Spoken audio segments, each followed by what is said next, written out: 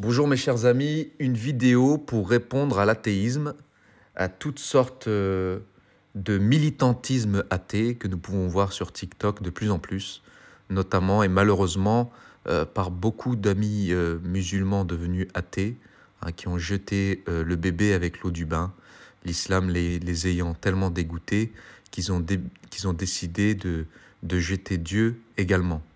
Ils me font penser un petit peu aux révolutionnaires français d'il y a un peu plus de 2 siècles, qui d'un coup ont fait une crise d'adolescence contre Dieu, et on en a vu les fruits 2 siècles après, une décadence et une dégénérescence programmée, un esprit de mort et une doctrine mortifère, puisque les gens font de moins en moins d'enfants, le mariage tend à disparaître, les lobbies LGBT prônent, et on sait très bien que les LGBT ne se reproduisent pas, l'avortement en masse, la contraception en masse, sans parler de toute autre sorte d'abomination. Voilà, l'athéisme c'est donc la mort. Prouvons maintenant que les athées sont vraiment irrationnels et pas du tout raisonnables de ce point de vue-là, de prôner que Dieu n'existe pas. Deux choses, on va le prouver par la foi et on va prouver que Dieu existe également, ou en tout cas que notre âme est immortelle, par la raison. Parce que foi et raison, bien évidemment, sont liés. Si notre raison était dissociée de notre foi, eh bien nous tomberions dans le matérialisme le plus total. La foi, qu'est-ce qu'elle nous dit ? Eh bien, dans l'évangile de saint Matthieu, Jésus dit « Ne craignez pas ceux qui tuent le corps sans pouvoir tuer l'âme. Craignez plutôt celui qui peut faire périr dans la géhenne l'âme aussi bien que le corps. » Dans l'évangile encore, Jésus dit « Qui croit en moi, même s'il meurt, vivra. Et quiconque vit et croit en moi ne mourra jamais. » Et oui, la mort est une certitude, la mort physique est une certitude. Vous pouvez lire toutes les biographies du monde, eh bien, elles se terminent toutes de la même manière. À la fin, on meurt. C'est notre destin le plus certain. La raison aussi prouve que l'âme est immortelle. Jésus nous l'a dit, bien évidemment. Jésus qui n'a pas menti. Tout être qui lit les paroles de Jésus, qui datent d'il y a plus de 2000 ans, verra à quel point ces paroles frappent l'esprit. La raison, prouvons-le par la raison aussi, l'immortalité de l'âme. Un principe immatériel, il faut savoir qu'un principe immatériel ne se désintègre pas. Il demeure donc indéfiniment. Or, notre esprit est immatériel. Prouvons que notre esprit est immatériel. Notre intelligence, elle forme des idées. Ces idées sont abstraites. Prenons par exemple un exemple facile, l'idée du beau. Sur le plan matériel, il n'y a rien de commun entre un beau coucher de soleil, un bel oiseau, une belle démonstration mathématique ou une belle action de charité. Et pourtant, tout cela est beau. Ce qui montre que l'idée de beau dépasse la matière. De même que les idées du vrai, du bien, de l'être, de la justice, etc., sont des idées abstraites de toute matière.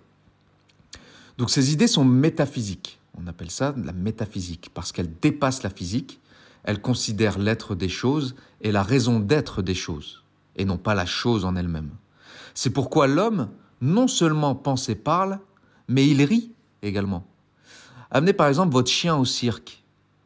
Il ne rit pas quand le clown tombe à la renverse.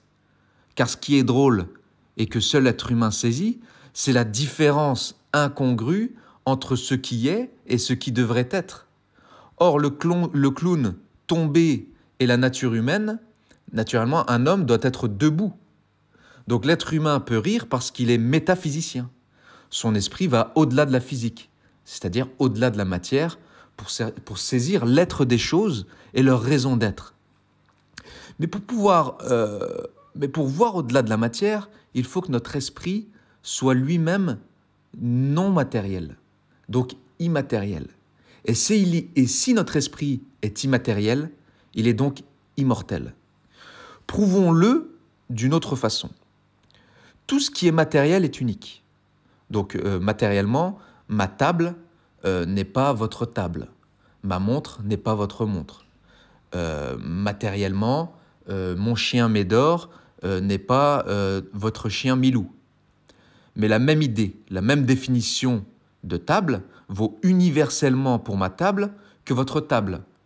Et c'est également la même chose. La même définition de chien vaut pour Milou que pour Médor. Donc cette définition du chien dans mon intelligence est beaucoup plus qu'une collection de toutes les images matérielles des chiens que j'ai vus. C'est l'idée, la définition du chien qui me vient à l'esprit.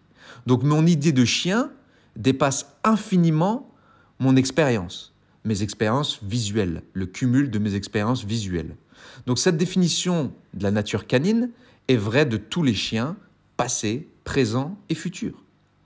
Et même de tous les chiens possibles, parce que cette idée est abstraite de tous les cas particuliers matériels. L'idée est universelle. Elle est universelle parce qu'elle est immatérielle.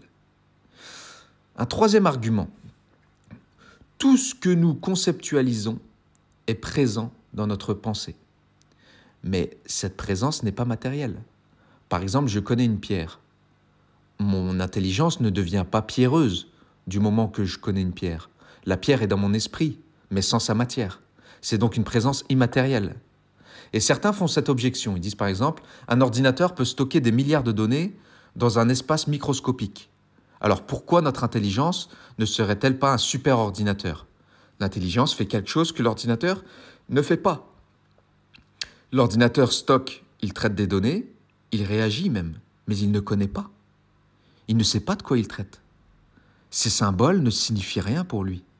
Pourquoi? Parce que c'est seulement quand un être humain, une intelligence, prend connaissance d'un signe qu'elle acquiert une signification. C'est seulement lorsqu'un être humain interprète un symbole qu'il signifie le réel. Un ordinateur, c'est comme un livre ou comme un perroquet. Le livre et le perroquet, ils répètent l'information, mais ils ne la comprennent pas. Le perroquet peut mémoriser de très nombreux mots. Il répète le son que vous lui avez dit sans savoir ce qu'il signifie. La signification lui échappe parce que la signification est immatérielle. Elle est de l'ordre de l'intelligence. Pas d'intelligence, pas de signification. Le perroquet doit répéter bonjour autant de fois, il peut répéter bonjour autant de fois qu'il peut. Eh bien, cela ne veut rien dire, tant qu'un humain n'a pas entendu et compris. L'ordinateur peut imiter l'homme, mais faute d'idée, l'ordinateur ne saisit pas la signification de ce qu'il fait. Il ne rit jamais, car pour rire, il faut prendre du recul.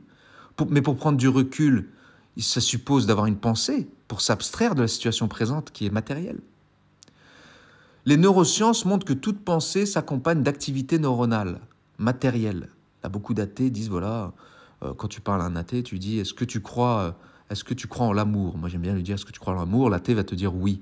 Alors, montre-moi l'amour, envoie-moi l'amour par téléphone ou envoie-moi l'amour par courrier. Ils te disent, mais non, donc c'est quoi l'amour? Et ils te disent, c'est des neurosciences et les neurones, c'est un sentiment généré par les neurones essentiellement.